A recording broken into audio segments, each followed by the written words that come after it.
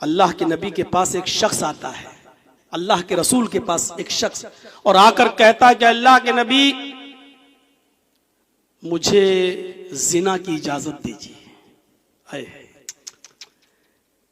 اس چیز کو سمجھنے کی کوشش کریے آپ، اجازت کس کی مانگ رہا ہے؟ زنا کی، اور مانگ کس سے رہا ہے؟ محمد الرسول اللہ صلی اللہ علیہ وسلم سے۔ دو چیزیں سمجھ لیجئے، پوری تقریر سمجھ میں آ جائے گی۔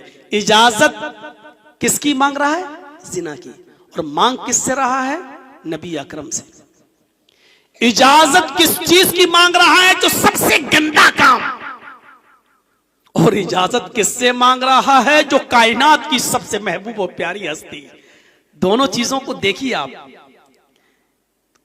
سب سے گندا کام زنا، اور زنا کی پرمیشن کس سے مانگ رہا ہے؟ جو کائنات کی دنیا کی سب سے زیادہ محبوب اور پیاری ہستی۔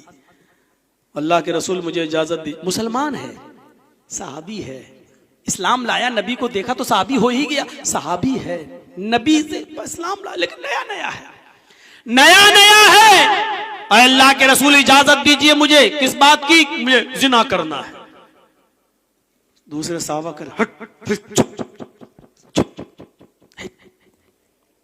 زنا کی اجازت کوئی بھی مانگے؟ یہاں تو کوئی بیڑی پیتے آ رہا ہے، مولانا جرجیز کو دیکھ رہا ہوں، ادب، احترام، ٹھیک ہے۔ سوچئے کہ وہ کیسی قوم تھی جو زنا کی اجازت مانگ رہی ہے، اور کس قوم کو سدھارنے کے لیے محمد رسول اللہ کو بھیجا گیا، جو یہ بھی نہیں جان پا رہی ہے کہ زنا کی اجازت اب کس سے مانگ رہے ہیں۔ سوچو کیسے لوگ رہے ہوں گے وہ، اور سمجھانے والا صحابہ کر رہے ہیں چپ، ایک تو ڈانٹ رہے ہیں چپ۔ اللہ کے نبی صلی اللہ علیہ وسلم کے الفاظ دیکھو، آپ نے صحابہ سے کہا نہیں، ڈانٹو نہیں۔ آپ بھی کہہ سکتے تھے چپ، بدتمیز، کیسی اجازت مانگ رہا؟ آپ کچھ بھی کہہ سکتے تھے، آپ نبی تھے، نبی کا مقام بڑا تھا، آپ ڈانٹ سکتے تھے صحابی کو، لیکن آپ نے نہیں ڈانٹا۔ آپ نے صحابہ سے کہا نہیں، اور جو زنا کی اجازت مانگ رہا تھا اس سے کیا کہا؟ ادنو منی، میرے قریب آؤ، اور پاس آ جاؤ مجھ سے۔ قریب بٹھا دیا، صحابہ بیٹھے ہیں، اور جو زنا کی پرمیشن مانگ رہا تھا اس کو اپنے قریب کر لیا۔